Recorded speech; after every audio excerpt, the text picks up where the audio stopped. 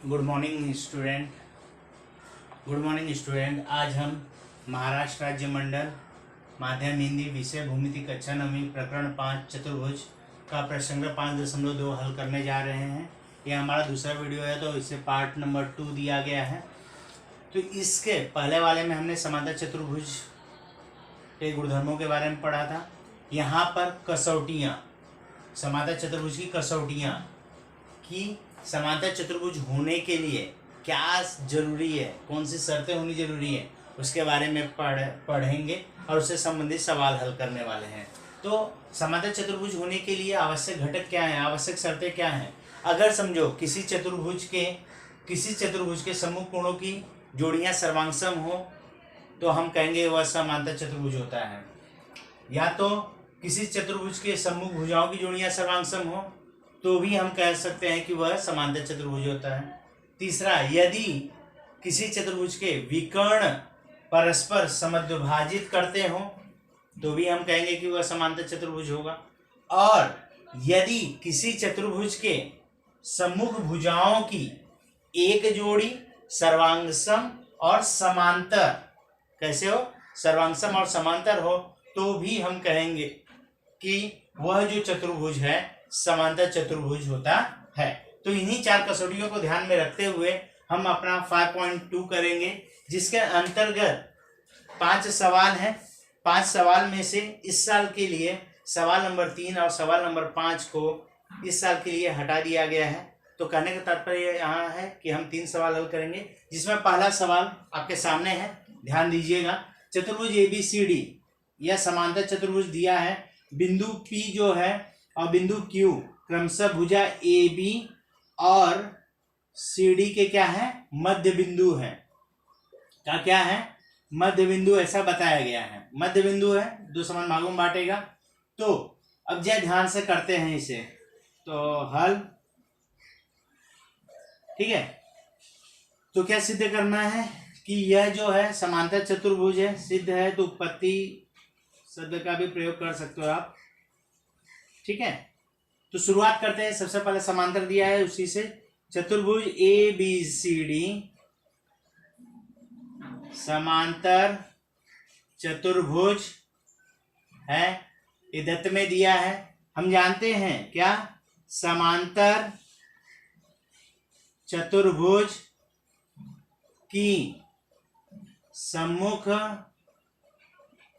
भुजाएं समांतर कैसी होती हैं, समांतर होती हैं, ठीक है। तो इसलिए भुजा AB समांतर भुजा DC, ऐसा हम लिख सकते हैं। अर्थात करके भुजा AB की जगह पे हम भुजा AP समांतर भुजा DC की जगह पे भुजा QC ऐसा लिख सकते हैं। कारण A'P' तथा D'Q' और इसे दे देता हूं नंबर 1। ऐसा समझिए, APB है, एक रेखी है, इसलिए इसे हम आगे पीछे कर सकते हैं समांतर के लिए। और यहाँ पे DC है तो D'Q' है तो DC QC भी हम लिख सकते हैं। तो ध्यान से देखिएगा, ये क्यों किया, क्योंकि अपने को APCQ को समांतर करना है, तो ये चीजें आ गई। अब आगे चलते हैं। ये कसौटी को सवाल हल करने के पहले इसे अच्छे से लिख लेना, उसके बाद प्रश्न सॉल्व करना, ठीक है।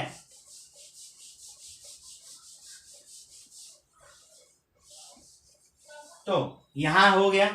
इसके बाद क्या करेंगे, यहाँ पे मध्य बिंदु दिया हुआ है, ठीक है। समांतर चतुर्भुज की सम्मुख भुजाएं कैसी होती है, समांतर होती है, वो तो हो गया है। साथ ही साथ क्या किया है, मध्य बिंदु की बात किया है।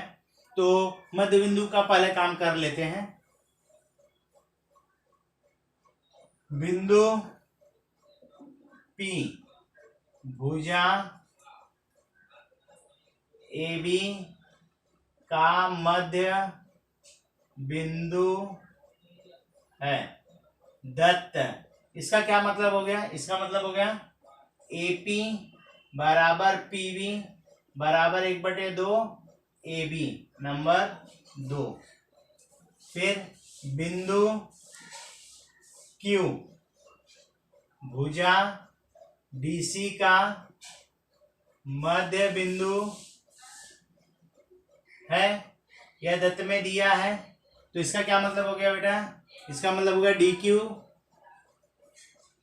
क्यू बराबर क्यू सी बराबर 1/2 गुणे डी सी नंबर 3।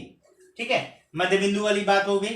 अब समांतर चतुर्भुज है ये, तो समांतर चतुर्भुज के जो सम्मुख भुजाएं होती हैं वो कैसे होती है? सर्वांगसम भी होती है ना।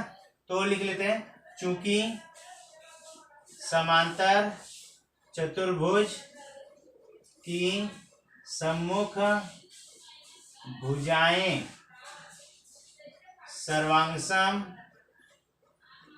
होती हैं, इसलिए ए बी बराबर डी सी, ए बी बराबर किसका हुआ? D C. आधे का गुणा कर लेते हैं, 1/2 ए बी बराबर 1/2 डी सी, 1/2 से गुणा करने पर इसे दिया नंबर 4। तो अब 2, 3 व 4 से कथन 2, 3 व 4 से बराबर हाफ ए बी के जगह पे मैं इन दोनों में से कोई एक लिख सकता हूं। इन दोनों में से कोई एक, तो ये लिखा समझो एपी लिखा, एपी बराबर हाफ डीसी में से डी क्यू और क्यू सी में से कोई एक लिख सकता हूं, तो लिखा क्या? Q C. इसे दिया नंबर 5। अब जरा ध्यान से देखिएगा, अब जरा ध्यान से देखना इन दो बातों को। चतुर्भुज ए पी सी क्यू में, ए पी सी क्यू में क्या मिला? एपी समांतर क्यू सी मिला कथन 1 से, तथा एपी बराबर क्यू सी मिला कथन 5 से। इसलिए हम कहेंगे चतुर्भुज ए पी सी क्यू समांतर चतुर्भुज है, बराबर। क्योंकि हमने देखा था चौथा वाला ना, यदि किसी चतुर्भुज के सम्मुख भुजाओं की एक जोड़ी समांतर तथा सर्वांगसम हो तो वह समांतर चतुर्भुज होता है। ठीक है, यदि किसी चतुर्भुज के समूह भुजाओं की एक जोड़ी समांतर और सर्वांगसम, तो यहाँ पे देखिए समांतर और सर्वांगसम मिला है ना, इसलिए हम कहेंगे कि यह कैसा चतुर्भुज है? समांतर चतुर्भुज हुआ। ठीक है, तो वीडियो को पॉज करके इसे आप अपने फेयर कॉपी में सॉल्व कर लें। दूसरे सवाल की तरफ चलते हैं।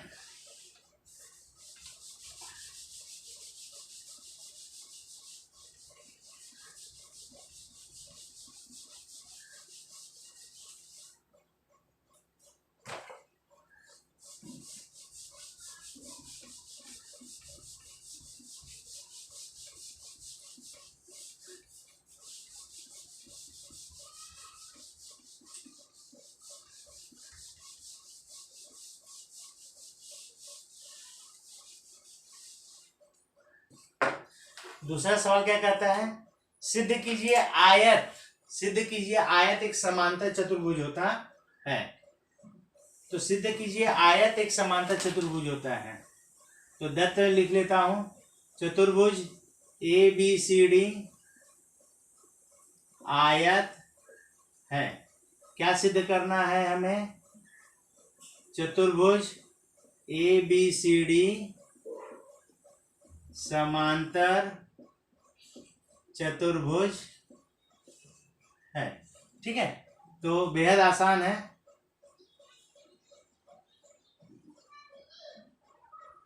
ए बी सी डी। ठीक है, तो उत्पत्ति चतुर्भुज ए बी सी डी आयत है, बड़ा दत्त है, क्योंकि आयत के प्रत्येक कोण का माप 90 अंश होता है। इसलिए कोण ए बराबर कोण बी बराबर कोण सी बराबर कोण डी बराबर कितना हो गया? 90 अंश। बराबर। फिर यहाँ पे लिख लेते चतुर्भुज ए बी सी डी में, हाँ, सम्मुख कोण की बात करते हैं। कोण ए बराबर है कोण सी के तथा कोण बी बराबर है कोण डी के। इसलिए हम कहेंगे कि चतुर्भुज ए बी सी डी समांतर चतुर्भुज है। कारण क्या होगा? कारण नीचे देना है। यदि किसी चतुर्भुज के सम्मुख कोणों की जोड़ियां सर्वांगसम हो तो वह समांतर चतुर्भुज होता है। ठीक है, तो इस प्रकार से आपका यह सवाल हल हो गया। ठीक है, भुजाओं से भी आप कर सकते हो, क्योंकि आयत की सम्मुख भुजा कैसे होती है? सर्वांग सम होती है, तो उस हिसाब से भी किया जा सकता है। कोण से भी कर सकते हो। ठीक है, तो कोण से ही मैंने यहाँ पे किया है, तो इस प्रकार से यह हल हो गया। तो वीडियो को पॉज करके आप इसे अपने फेयर कॉपी में पूरा करें।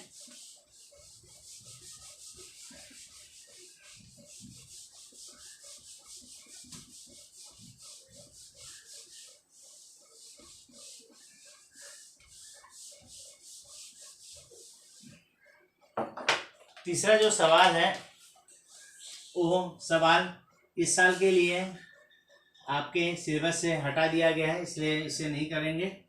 अब चौथे सवाल की तरफ चलते हैं। चौथे सवाल में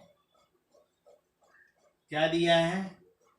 समांतर चतुर्भुज के कोणों के समद्विभाजकों से बना चतुर्भुज आयत होता है। समांतर चतुर्भुज है, मतलब चतुर्भुज ए बी सी डी समांतर चतुर्भुज है, तो कोण समद्विभाजक बोला है। ठीक है, तो लाइन से ही लिख लेते हैं। किरण शब्द का प्रयोग कर लेते हैं। किरण एस किरण BQ किरण CQ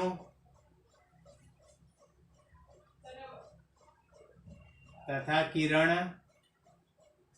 DS क्रमशः कोण DAB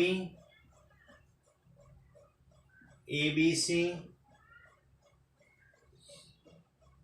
BCD तथा कोण CDA का समद्विभाजक है। जैसा आकृति में है उस हिसाब से लिख लेते हैं।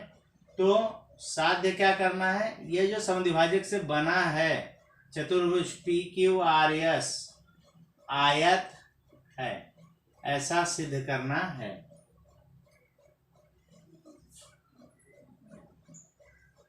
तो डायग्राम बना लेते हैं।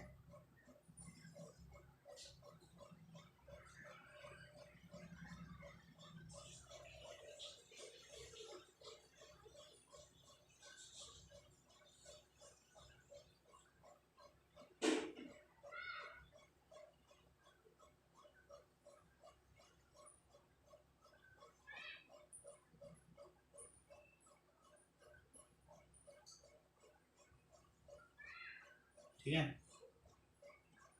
तो A B C D P S R Q. ठीक है, यहाँ पे जाए ध्यान से देखना, ये समद्विभाजक है, सीधे ये समांतर चतुर्भुज बोला, ये समद्विभाजक, ये इसके सर्वांगसम है, इसके सर्वांगसम है, इस कोण के सर्वांगसम है, और ये इस कोण के सर्वांगसम है। समद्विभाजक का यही मतलब हुआ। ठीक है ना, तो अब जाए ध्यान से इसे समझते हैं। उत्पत्ति, ठीक है, ये कैसा चतुर्भुज है, समांतर है, लिख लेते हैं, चतुर्भुज ए बी सी डी समांतर चतुर्भुज है, दत्त में दिया है। समांतर चतुर्भुज के सम्मुख कोण कैसे होते हैं, संपूरक होते हैं। तो चूंकि समांतर चतुर्भुज के सम्मुख कोण संपूरक होते हैं, बराबर। तो इसलिए यहाँ पे ध्यान देना, सम्मुख कोण संपूरक होते हैं, तो यहाँ पर बात कर लेते हैं। इसलिए कोण बी सी डी धन कोण सी डी ए बराबर 180 अंश। दोनों पक्षों में आधे का गुणा कर देता हूं, बी सी डी धन सी डी ए बराबर 1/2 गुणे 180 अंश। हाँ, आधे का गुणा कर दिया था, अब 1/2 बी सी डी धन 1/2 कोण सी डी ए बराबर कितना हो गया, 90 अंश हो गया। अब जरा ध्यान से देखना, हाफ बी सी डी, तो इन दोनों में से कोई एक लिख सकता हूं, इन दोनों में से कोई एक लिखा जा सकता है, तो ये वाला लिखता हूं। तो क्या कोण आएगा, कोण C P C D, P C D धन half C D A, C D A में इन दोनों में से कोई एक लिख सकता हूं, तो ये वाला लिखता हूं, पी डी सी बराबर क्या हो गया, 90 अंश हो गया। इसे दे देता हूं नंबर 1। ठीक है, ये देखिए डायग्राम के अंदर ही था, डायग्राम के अंदर ही समझा दिया। ये समद्विभाजक है, तो हाफ है, तो इन दोनों में से दोनों ही सर्वांगसम है ना, तो इन दोनों में से कोई एक ले सकता हूं, तो ये नीचे वाला लिया, ये वाला कोण, ताकि कि अपने को ये त्रिभुज दिखाई दे। तो त्रिभुज डीपीसी में कोण डीपीसी धन कोण पीसीडी धन कोण पीडीसी बराबर 180 अंश। त्रिभुज के तीनों कोणों के मापों का योगफल, इसलिए कोण डीपीसी धन इसके स्थान पे मैं 90 लिख सकता हूँ, 90 अंश बराबर 180 अंश कथन 1 से, इसलिए कोण डीपीसी बराबर 180 माइनस 90, इसलिए कोण डीपीसी बराबर कितना हो गया, 90 अंश, बराबर। तो ये जो कोण था, ये डीपीसी 90, अर्थात करके ये जो कोण डीपीसी है, डीपीसी को एस पी क्यू लिख सकता हूं ना, एस पी क्यू बराबर 90 अंश, ये हमें प्राप्त हो गया। ठीक है, जैसा एक ही है उसी प्रकार से उल्टा वाला चलेंगे, तो इसी प्रकार कोण एस आर क्यू भी कितना मिलेगा, हमें 90 अंश मिल जाएगा, क्योंकि सेम वैसे ही स्टेप है।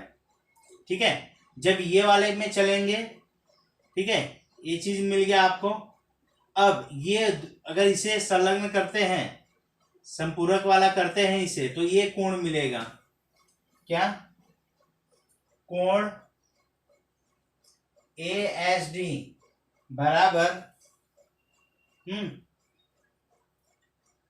ASD बराबर कितना मिलेगा, 90 अंश मिलेगा। और ये 90 मिला तो ये इसका क्या है, शीर्षाभिमुख है। चूंकि कोण ASD सर्वांगसम कोण PSR शीर्षाभिमुख कोण, इसलिए कोण PSR बराबर 90 अंश। ठीक है। इसी प्रकार जैसा कि ये किए थे उसी प्रकार अगर बात करूंगा तो ये BQC में ये वाला 90 मिलेगा, कोण BQC बराबर 90 अंश, और कोण BQC सर्वांगसम है कोण PQR के, PQR कारण शीर्षाभिमुख कोण, इसलिए कोण PQR बराबर 90 अंश मिल गया। ठीक है। तो अगर आप ध्यान से देखोगे ये चीज समझ में आया ना कैसे हुआ। देखो ये संलग्न कोण संपूरक होता है तो हाफ करोगे, जैसे यहाँ पे हमने सॉल्व किया ना सेम वैसे जाना है तो ये त्रिभुज आपको 90 मिलेगा। त्रिभुज जैसे यहाँ पे सॉल्व किए सेम यही स्टेप जाओगे तो ये 90 मिलेगा, और ये इसका शीर्षाभिमुख है तो उस चीज को हमने दिखा दिया वहां पे। ठीक है।